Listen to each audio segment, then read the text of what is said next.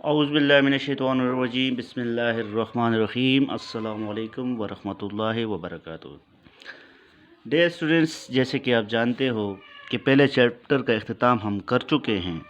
آج ہم اس چیپٹر کے ایکسرسائز سوالات کی طرف جا رہے ہیں، یعنی مشقی سوالات کی طرف جا رہے ہیں۔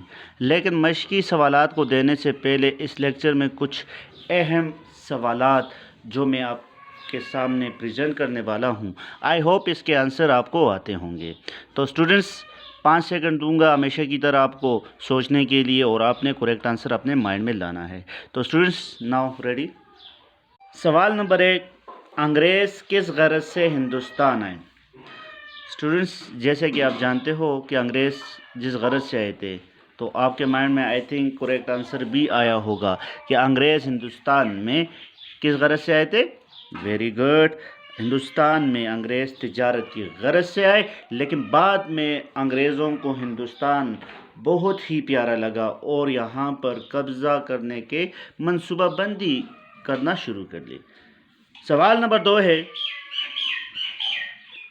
اسٹوڈنٹس، سوال نمبر 2، انگریزوں کی جو تجارتی کمپنی تھی اس کا نام کیا تھا؟ انگریزوں کی تجارتی کمپنی کا نام کیا تھا؟ ویری گڈ، آپ کے مائنڈ میں کریکٹ آنسر آیا۔ اس کا نام تھا ایسٹ انڈیا کمپنی۔ 7 کلاس میں بھی اس کے بارے میں پڑھ چکے تھے، اور 8 کلاس کے لیکچرز میں بھی میں نے آپ کو بتایا تھا کہ انگریز تجارت کی غرض سے آئے تھے اور بعد میں پورے ہندوستان پر قابض ہو گئے تھے، اور جس کمپنی کو مغلیہ سلطنت نے اجازت دی تھی اس کمپنی کو کہتے تھے ایسٹ انڈیا کمپنی۔ اس میں اگر ممالک کی بات کریں تو اس میں پرتگیزی، ولندیزی، فرانسیسی، انگریز وغیرہ 4 ممالک شامل تھے۔ ٹھیک ہے، اس کو ایسٹ انڈیا کمپنی، ایسٹ یعنی مغربی کمپنی، ایسٹ سے مراد مغربی۔ ٹھیک ہے۔ سوال نمبر 3 ہے، انگریزوں اور ہندوستانیوں کے درمیان فیصلہ کن لڑائی کب لڑی گئی؟ انگریزوں اور ہندوستانیوں، صرف مسلمانوں کی بات میں نہیں کر رہا، پورے ہندوستانیوں کی بات کر رہا ہوں، اور you know very well about کہ ہندوستان پر کس کی حکومت تھی۔ ویری گڈ، آپ کے مائنڈ میں کریکٹ آنسر آیا۔ 1857 میں، جس کو انگریز غدر کا نام دیتے ہیں، اور اس میں انگریز اور ہندوستانی آپس میں برسر پیکر تھے، یعنی کہ آمنے سامنے تھے۔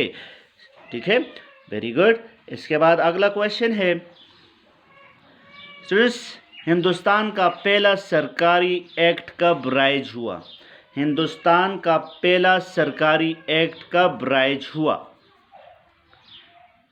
Very good, you know very well about, آپ کے مائنڈ میں کریکٹ آنسر آیا۔ 1858، جس کو ملکہ وکٹوریہ نے اپنے الفاظ میں لکھ کر ہندوستان کو بھیجا تھا، جس میں وائس رائے ہیں ہندوستان کے پہلے وائس رائے لارڈ کیننگ نے الہ آباد کے دربار پر سنایا تھا، اور یہ ایکٹ تھا 1858۔ ایکٹ تو you know very well about rules regulation, یعنی قوانین جو ہندوستان کے لیے قوانین بنتے تھے اس کو ایکٹ کہتے ہیں۔ تو اسٹوڈنٹس آپ مشقی سوالات کی طرف جا رہے ہیں، پینسل آپ کے ہاتھ میں ہو، کریکٹ آنسر آپ لوگوں نے لکھنے ہیں اور فل کر کے اس کے امیجز مجھے سینڈ کرنے ہیں آج آپ لوگوں نے، اور ساتھ میں آج اس کے شارٹ کویشچن اور لانگ کویشچن بھی کرواؤں گا۔ تو students now open your books. Students مشقی سوالات، خالی جگہ پر کریں۔ نمبر 1، انگریزوں نے ڈیش مقاصد کے لیے ایسٹ انڈیا کمپنی کے نام سے ایک ادارہ قائم کیا؟ انگریزوں نے تجارتی مقاصد کے لیے ایسٹ انڈیا کمپنی کے نام سے ایک ادارہ قائم کیا۔ تو مین کہ ہمارا کویشچن جو تھا وہ یہی تھا کہ انگریز ہندوستان میں تجارت کی غرض سے آئے، لیکن بعد میں پورے ہندوستان پر قابض ہو گئے تھے۔ Very good. نمبر 2، برطانوی کابینہ میں ایک ڈیش سیکرٹری آف اسٹیٹ کے نام سے مقرر کیا گیا، وہ کیا تھا؟ اس کو گورنر جنرل کہتے ہیں۔ کیا کہتے ہیں؟ گورنر جنرل کہتے ہیں۔ نمبر 3، سرکاری امور نمٹانے کے لیے سول سروس ڈیش میں انگریزوں نے قائم کی، اس کو ہم کہتے ہیں 1833۔ 1833 میں سرکاری امور نمٹانے کے لیے سول سروس کا محکمہ قائم کیا تھا انگریزوں نے۔ نمبر 4، ثقافتی ورثے کی حفاظت کے لیے ڈیش آثار قدیمہ قائم کیا. اس کو ہم کہتے ہیں محکمہ آثار قدیمہ، یعنی ثقافتی ورثے کے حفاظت کے لیے محکمہ آثار قدیمہ قائم کیا گیا. نمبر 5 مسٹر ایس پی سینہا وہ پہلا ہندوستانی ہے جسے ڈیش کونسل میں شامل کیا گیا. یعنی مسٹر ایس پی سینہا وہ پہلے ہندوستانی تھے جس کو پہلی دفعہ فرسٹ ٹائم انتظامی کونسل میں شامل کیا. انگریزوں نے فرسٹ ٹائم کسی ہندوستانی کو جو شامل کیا تھا اس کا نام تھا ایس پی سینہا. ٹھیک ہے. اب اسٹوڈنٹ سوال نمبر 2 ہے صحیح جواب کا انتخاب کریں. اب جو کریکٹ آنسر ہے تو آپ اس کے گرد سرکل بھی لگا سکتے ہیں یا اس کو ٹک کر سکتے ہیں. یہاں پہ 2 ٹک ہوئے ہیں تو میں ایک کو ریس کروں تاکہ آپ کی آسانی ہو. اچھا، پاک و ہند میں پہلا سرکاری قانون ایک ڈیش کہلاتا ہے. 1857، 1861، 1892 اور 1909. تو ہمیں پتہ ہے کون سا ہے. 1858 ہندوستان کا پہلا سرکاری ایکٹ 1858 کا تھا. اچھا جی، نمبر 2 پہ ہے پنجاب نے ڈیش مظاہرین کے مفادات کا تحفظ کیا. یعنی پنجاب کے جو گورنر تھے یا ہم کہہ سکتے ہیں جو صوبہ اس کے انڈر دیا تھا، تو وہ کون سے گورنر تھے جس نے مظاہرین کے مفادات کا تحفظ کیا. اس میں لارڈ میو ہے، میکالے ہے، لارنس ہے، لارڈ لیٹن ہے. تو اسٹوڈنٹس جیسے کہ میں نے آپ کو بتایا تو مظاہرین کے حقوق کے لیے کس نے آواز اٹھائی تھی؟ لارڈ لارنس نے. اس کو سرکل کریں. ٹھیک ہے، دس از کریکٹ آنسر. اس کے ساتھ نمبر 3 انگریزوں کی حکومت نے ڈیش تعلیمی اداروں کی خوب حوصلہ افزائی کی. وہ کون سے تعلیمی ادارے تھے؟ مشنری، مذہبی، نجی، سرکاری. تو لازمی بات ہے جیسے نام سے مشنری جو عیسائیوں کی تعلیمی ادارے تھے، یعنی کہ مشنری تعلیمی اداروں کی خوب حوصلہ افزائی کی. نمبر 4 ہندوستانیوں کو ذہنی طور پر تبدیل کرنے کے لیے مغربی طرز ڈیش کو رائج کیا گیا. زندگی، تعلیم، معاش، صنعت. تو مین کے ہندوستانیوں کو ذہنی طور پر تبدیل کرنے کے لیے زندگی تو نہیں ہو سکتا، یعنی تعلیم، یعنی کہ اس کی مغربی طرز تعلیم ہندوستان میں رائج کیا. نیکسٹ کویشچن ہے Lord Dalhousie you know very well about, جس نے ایک محکمہ کی بنیاد رکھی تھی. اچھا جی، لارڈ ڈلہوزی نے 1854 میں محکمہ ڈیش کی بنیاد صحت، خارجہ، پبلک ورکس یا داخلہ. تو جیسے کہ لیکچر میں بتا چکے ہیں کہ پبلک ورکس کا محکمے کی بنیاد کس نے؟ لارڈ ڈلہوزی نے 1854 میں قائم کی. ٹھیک ہے، آپ اس کے شارٹ کویشچن پر آتے ہیں. تو اسٹوڈنٹس میں آپ کے سامنے کاپی رکھوں گا اور آپ لوگوں نے ایک لفظ کے ساتھ جانا ہے اور اس کو پھر آپ نے خوبصورت کر کے اسائنمنٹ شیٹس پہ لکھنا ہے. نیٹ کاپیوں پہ ابھی نہیں لکھنا. اچھا اسٹوڈنٹس، پہلا چیپٹر برطانوی اقتدار کا استحکام. جیسے کہ آپ جانتے ہو اسٹوڈنٹس، اس چیپٹر میں ایکٹ 1858 ملکہ وکٹوریہ کا اعلان ہم نے پڑھا. ساتھ میں پاک و ہند میں انگریزوں کا نظم و نسق، انگریزوں کا تعلیمی نظام، انگریزوں کا معاشرتی اور اقتصادی پالیسیاں، ایکٹ 1858، ایکٹ 1861، 1892، 1909 اور 1919 ہم نے پڑھا. تو آپ اس کے مشقی سوالات کی طرف جا رہے ہیں. تو اسٹوڈنٹس اس میں پہلے شارٹ کویشچن ہم کریں گے، اس کے بعد لانگ کویشچن کریں گے. شارٹ کویشچن میں پہلا کویشچن ہے کہ ایسٹ انڈیا کمپنی کس کی منظوری سے کب قائم ہوئی؟ ساتھ میں آپ لوگوں نے یاد بھی کرنا ہے. اچھا ٹھیک ہے. سوال نمبر 1، ایسٹ انڈیا کمپنی کس کی منظوری سے کب قائم ہوئی؟ جواب، ایسٹ انڈیا کمپنی 31 دسمبر 1600 عیسوی کو ملکہ برطانیہ الزبتھ اول کی منظوری سے قائم ہوئی. ٹھیک ہے بچوں، آپ کو سوال میں ریکوائرمنٹس پتہ ہونا چاہیے. سوال میں کیا پوچھا جا رہا ہے؟ ایسٹ انڈیا کمپنی کس کی منظوری سے کب؟ 2 چیزیں پوچھی گئی ہیں، یعنی کہ کب؟ 31 دسمبر 1600 کو. کس کی منظوری سے؟ ملکہ الزبتھ اول کی منظوری سے قائم ہوئی. سوال نمبر 1 از کلیئر. سوال نمبر 2، ایسٹ انڈیا کمپنی سے کس کو اور کب اقتدار منتقل ہوا؟ اس میں بھی دو چیزیں پوچھی جا رہی ہے. یکم نومبر 1858 کو ایسٹ انڈیا کمپنی سے اقتدار تاج برطانیہ کو منتقل ہوا.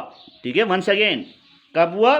1 نومبر 1858 کو ایسٹ انڈیا کمپنی سے اقتدار تاج برطانیہ یعنی یو کے کو، یونائٹڈ کنگڈم کو اقتدار منتقل ہوا. اب ہندوستان پہ صرف اور صرف انگریزوں کی حکومت تھی. سوال نمبر 3، انتقال اقتدار کے بعد آزاد شاہی ریاستوں کا کیا انجام ہوا؟ یعنی کہ جو آزاد سٹیٹس تھی، تقریباً 562 کے قریب شاہی ریاستیں ہندوستان میں موجود تھی، یعنی کہ وہ آزاد ریاستیں تھیں، اس پہ کسی کا قبضہ نہیں تھا، لیکن اس کے اوپر حکومت کرنے والا انگریز تھا، لیکن لوگ خود مختار تھے، جمہوریت وہاں پر تھی. ٹھیک ہے، اب ہم کہیں گے کہ جواب میں انتقال اقتدار کے اعلان میں کہا گیا کہ حکومت برطانیہ کسی ملک یا شاہی ریاست پر جارحیت یعنی کہ ظلم و بربریت جسے کہتے ہیں نہیں کرے گی، اور نہ ہی کسی اور ملک کو جارحیت کی اجازت دی جائے گی. شاہی ریاستوں کے حکمرانوں کا احترام کیا جائے گا اور ان کی آزادی و خود مختاری برقرار رکھی جائے گی. مین کہ ان پہ کوئی ظلم و زبردستی نہیں کی جائے گی اور ان کی آزاد حیثیت برقرار رکھی جائے گی. اچھا جی اسٹوڈنٹ، سوال نمبر 4 ہے فیکٹری ایکٹ، یعنی فیکٹری میں کام کرنے والے لوگوں کے لیے انہوں نے ایک ایکٹ بنایا، اس ایکٹ کو کہتے ہیں 1881. یعنی فیکٹری ایکٹ 1881 کی اہم باتیں کیا تھی؟ تو اسٹوڈنٹس، جس بندے نے فیکٹری ایکٹ قائم کی اس کا نام تھا لارڈ ریپن. لارڈ ریپن نے انصاف کے حوالے سے انگریزوں اور ہندوستانیوں کے درمیان فرق کو کم کرنے کے لیے قانون سازی کی اور 1881 میں فیکٹری ایکٹ کے نام سے قانون پاس کیا جس کے اہم دفعات درجہ ذیل ہے. نمبر 1، بچوں کے لیے کارخانوں میں 9 گھنٹے اوقات کار مقرر کیا. نمبر 2، خطرناک مشینری کو محفوظ کرنے کا حکم دیا، یعنی جتنی بھی خطرناک مشینری تھی اس کو محفوظ کیا تاکہ لوگوں کے جانی نقصان نہ ہو، نہ وہ زخمی ہو سکے.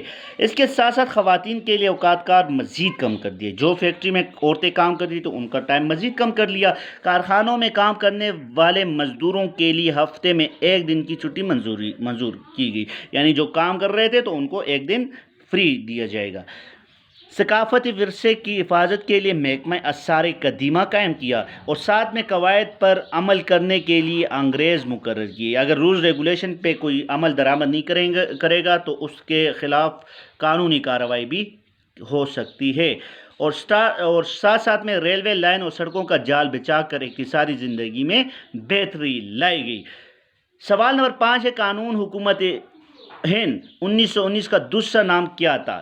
صرف نام پوچھا جا رہا ہے تو مین کہ بہت شارٹ کویشچن ہے، تو بہت اہم کویشچن ہے. قانون حکومت ہند 1919 کا دوسرا نام مانٹیگو چیمسفورڈ، یعنی چیمسفورڈ نے ایک اصلاحات ہندوستان میں نافذ کیے گئے تھے تو اس اصلاحات کو مانٹیگو چیمسفورڈ اصلاحات کہتے ہیں. سوال نمبر 2 میں آگے تفصیلی سوالات میں پہلا کویشچن ہے ملکہ وکٹوریہ کے اعلان کا ہندوستان کے لوگوں پر کیا اثر پڑا؟ یعنی کہ جو ملکہ وکٹوریہ نے اعلان کیا تھا تو یہاں کے لوگوں پر کیا اثرات مرتب ہوئے؟ جواب ہے انگریزوں نے ملکہ وکٹوریہ کے اعلان کے برعکس پاک و ہند میں جو ملکہ وکٹوریہ نے انصاف کا اعلان کیا تھا لیکن ہندوؤں نے کیا کیا؟ اس کے برعکس الٹ مذاہب اور سماجی اقدار میں بھی مداخلت شروع کر دی. انگریز حکومت نے ایسی تعلیمی، معاشرتی اور سماجی اصلاحات متعارف کیے جو یہاں کے ہندوؤں اور مسلمانوں کے لیے ناقابل برداشت تھی. وہ کون سے کام تھے؟ نمبر 1، ہندو بیواؤں کے دوبارہ شادی کا نظام رائج کیا. عیسائیت کی کلہ اشاعت شروع کی گئی. لاوارث اور یتیم بچوں اور بچیوں کو زبردستی سے عیسائی بنایا جاتا. مغربی نظام تعلیم رائج کیا جو یہاں کے عوام کے لیے باعث تشویش تھا. اس کے ساتھ ساتھ انگریز فوج افسران مقامی سپاہیوں سے نفرت آمیز سلوک کرتی تھی. اس کے ساتھ ساتھ فوج کی تقسیم میں بھی توازن نہیں تھا. اب یہاں پہ ہندوستانیوں پر اس کے اثرات کیا ہوئے؟ تو اسٹوڈنٹس پاک و ہند کے لوگ دیگر زبانوں کے نسبت انگریزی سے زیادہ واقفیت حاصل کرنے لگے۔ نمبر 2، مسلمانوں کے نظام تعلیم کو بالواسطہ طور پر نشانہ بنایا گیا۔ سائنس کے فروغ سے مسلمانوں ہی کو فائدہ پہنچے، اور اس کے ساتھ ساتھ انگریزوں کے نظام تعلیم کا ایک فائدہ یہ ہوا کہ یہاں کے جتنے بھی اصحاب دانش نے انگریزوں کے مقابلے کے لیے مذہب اسلام اس میں ہم کہیں گے علاقائی رسم و رواج کو فروغ کے لیے تعلیمی ادارے قائم کیے، جنہوں نے تحریک آزادی میں نمایاں حصہ لیا۔ یہ تو سوال نمبر 1 لانگ کوشچن نمبر 1 تھا۔ Is that clear? سوال نمبر 2 کی طرف آئے۔ انگریزوں کے نظم و نسق کے اہم نکات بیان کریں۔ ہندوستان میں انگریزوں کا نظم و نسق۔ انگریزوں نے پاک و ہند کو قبضے میں لے کر یہاں ایک مضبوط نظم و نسق قائم کیا تاکہ ملک کا انتظام اچھے طریقے سے چلا سکے اور سارے ہندوستان پر ان کی حکمرانی قائم رہے۔ اس مقصد کے لیے انہوں نے درج ذیل اقدامات کی۔ نمبر 1، برطانیہ کی کابینہ میں ہندوستان کے امور کی نگرانی کے لیے ہدایات جاری کرنے کے لیے ایک وزیر سیکرٹری آف اسٹیٹ کے نام سے مقرر کیا۔ کس کے نام سے؟ وزیر سیکرٹری آف اسٹیٹ کے نام سے مقرر کیا، جو گورنر کو مختلف قسم کے آراء دیتا تھا۔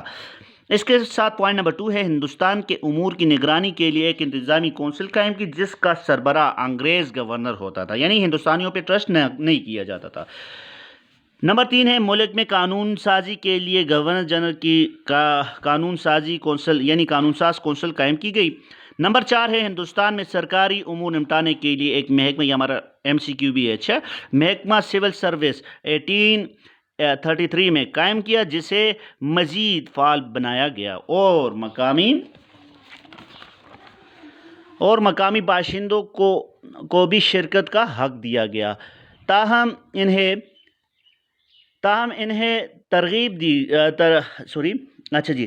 تربیت لینی پڑی۔ نمبر 5، شاہی فوج کو منظم کیا، اکٹھا کیا اور ساتھ میں ملک کو صوبوں میں تقسیم کیا، انصاف کے حصول کے لیے عدالتی نظام قائم کیا، جبکہ آخری اپیل برطانیہ کی پریویو کونسل نہیں کرنی تھی۔ سوال نمبر 3 ہے، انگریزوں کا تعلیمی پالیسی کے مقاصد۔ بہت اہم کوشچن ہے اسٹوڈنٹس، اس کو بھی میں نے بلٹ میں لکھا ہوا ہے تاکہ آپ آسانی سے یاد بھی کر سکو، لکھ بھی سکو۔ نمبر 1 ہے، انگریز چاہتے تھے کہ ہندوستان میں جدید تعلیم کو فروغ دیا جائے اور انگریزوں کو تعلیم کے ایک لازمی حصے کے طور پر متعارف کیا۔ اس نظام تعلیم کا مقصد مشنری بھی تھا تاکہ عیسائیت کی پرچار یعنی کہ پھیلاؤ ہو سکے، اشاعت ہو سکے۔ مسلمانوں کو خصوصی طور پر جدید تعلیمی نظام میں رنگنے کی کوشش کی گئی اور ساتھ میں محکمہ سول سروس کے تحت اچھے ملازمین پیدا کرنا، اور ایک مقصد یہ تھا کہ سول سروس کو مقامی تعلیم یافتہ لوگوں کے ذریعے انگریزی توقعات کے مطابق چلایا جا سکے۔ اچھا اسٹوڈنٹس، پوائنٹ نمبر 5 ہے، سائنسی تعلیم کے فروغ سے اسلام پر وار کرنا بھی اہم مقصد تھا۔ نظام تعلیم کو اپنے ہاتھ میں لینا اور اس پر اپنی گرفت مضبوط کرنا تھا۔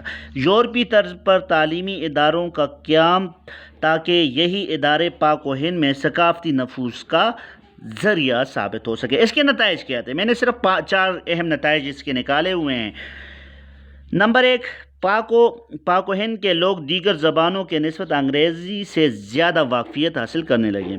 جا بجا مشنری یعنی کہ وہ مشن والے اسکول جو عیسائیوں کے بنائے ہوئے تھے، جا بجا مشنری تعلیمی ادارے قائم کر کے مذہبی مقاصد حاصل کرنے کی کوشش کی گئی۔ نمبر 3، مسلمانوں کے تعلیمی نظام کو بالواسطہ طور پر نشانہ بنایا گیا اور ساتھ میں سائنس کے فروغ سے مسلمانوں کو ہی فائدہ ہوا، یعنی جتنی بھی سائنسی تعلیم تھی اس میں مسلمانوں کو کافی زیادہ فائدہ بھی ہوا۔ آخری کوشچن اس چیپٹر کا کوشچن نمبر 4، مختلف قوانین کے تحت ہندوستان کو انتقال اقتدار کے اقدامات بیان کریں۔ تو اسٹوڈنٹس، انگریزوں کی حکومت سے پاک و ہند میں سیاسی اصلاحات لانے کے لیے کئی قوانین یا آئین بنائے اور کوشش کی کہ ہندوستان کے لوگوں کو سیاسی اختیارات اور حکمرانی میں شریک کیا جائے۔ ان کا مختصر جائزہ کچھ یوں ہے۔ اب آپ ہر ایک کا مختصر جائزہ لیتے ہیں۔ اسٹوڈنٹس، انڈین کونسل ایکٹ 1861 پہلا ایکٹ، اگر ہم نے دوسرے ایکٹ کی بات کر پہلے سے تو اقتدار منتقل ہو گیا تھا نا۔ جنگ آزادی کے بعد پہلا قدم انڈین کونسل ایکٹ تھا۔ اس کے مختلف پوائنٹ نمبر 1 کیا تھا کہ جنگ آزادی کے بعد یعنی 1857 کی جنگ آزادی کے بعد کیا تھا کہ ہندوستان میں کچھ کا رولز ریگولیشن قائم کیے جا سکے۔ اس ایکٹ کے تحت وائسرائے کے قانون ساز ادارے اور ان کے اختیارات میں اصلاحات کیے گئے۔ انگریزوں نے اپنی حکومت کو زیادہ جمہوری بنانے کی کوشش کی۔ اس ایکٹ کے تحت ہندوستان کو سیاسی امور میں شرکت کے مواقع فراہم کیے گئے اور قانون ساز کونسلوں کے اراکین میں اضافہ کر کے اس میں مقامی باشندوں کو نمائندگی دی گئی۔ نمبر 4 مدراس اور بمبئی میں بھی قانون ساز کونسلیں قائم کی گئی۔ Indian council act 1892۔ اب اس ایکٹ میں کیا تھا کہ اس ایکٹ کے ذریعے حکومتی امور میں عوام کی زیادہ شرکت کو یقینی بنانے کی کوشش کی گئی۔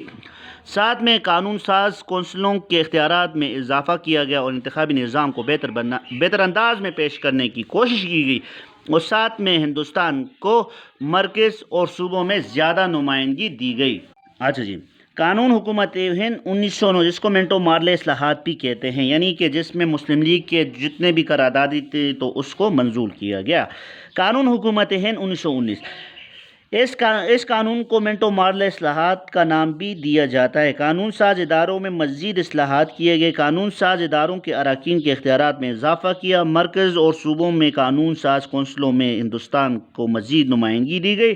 اس قانون کے تحت مسلمانوں کو جداگانہ طرز انتخابات، یہ ہم آگے بہت ہی زیادہ ڈیٹیل میں پڑھنے جا رہے ہیں۔ اچھا، جداگانہ طرز انتخابات ہوتے کیا ہیں؟ یعنی کہ ہندوستان میں مغربی طرز جمہوریت تھی جس سے مسلمانوں کو ان کا جائز حق نہیں مل رہا تھا، تو مسلمانوں نے منٹو مارلے سے جداگانہ طرز انتخاب کا ارادہ کیا تھا۔ اس کے ساتھ ساتھ گورنر جنرل کی انتظامی کونسل میں پہلی بار ہندوستان کی نمائندگی دی۔ آخری ایکٹ جس کو ہم کہتے ہیں قانون حکومت ہند 1919، آخری ایکٹ تو نہیں، اس کے بعد بھی کچھ ایکٹ ہوئے تھے، لیکن 8 کلاس کے بک میں آخری ایکٹ ہم 1919 کا ہی پڑھیں گے، جس کو مینٹیگو چیمسفورڈ اصلاحات کہیں گے۔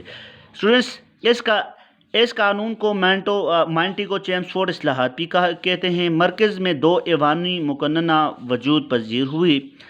اس کے ساتھ ساتھ بعض اراکین منتخب ہوتے تھے اور بعض نامزد ہوتے تھے۔ مرکزی مقننہ کہتے ہیں اسمبلیوں کو، مقننہ یعنی کہ اسمبلیوں کے اختیارات میں اضافہ کیا گیا، اور صوبوں میں 2 عملی نظام بھی متعارف کروا دیا یا رائج کیا۔ اچھا جی، پوائنٹ نمبر 4 ہے صوبوں میں ذمہ دار اور جواب دہ نظام قائم کیے گئے اور جن پر تنقید کی جا سکتی تھی۔ سکھوں کو اس کے قانون کے تحت جداگانہ طرز انتخاب کا حق دیا گیا۔ سیکریٹری آف اسٹیٹ کے اختیارات کم کیے گئے اور یہ اختیارات ہندوستانی حکومت کو حاصل تھے۔ تو یہ تو اس کے شارٹ کوشچن اور لانگ کوشچن تھے، اور میں نے آپ کو بتا دیا تھا کہ آپ لوگوں نے اس کے صرف اور صرف مشقی سوالات کو اسائنمنٹ پیپرز پہ لکھنے ہیں۔ آپ نے کیا کرنا ہے، اس کو نیٹ کاپیوں پر نہیں لکھنا، ٹھیک ہے؟ نیٹ کاپیوں پر ہم بعد میں یعنی اسکول میں آ کر اس کو مختصر کر کے لکھیں گے، لیکن آپ لوگوں کو جتنا لیکچر میں نے دیا ہے تو اس میں آپ لوگوں نے بک سے بھی دے کر اور میرے لیکچر کو دے کر آپ نے اس کے شارٹ کوشچن اور لانگ کوشچن اسائنمنٹ پیپرز پہ لکھنا ہے۔ Thank you very much. اللہ نگہبان، خدا۔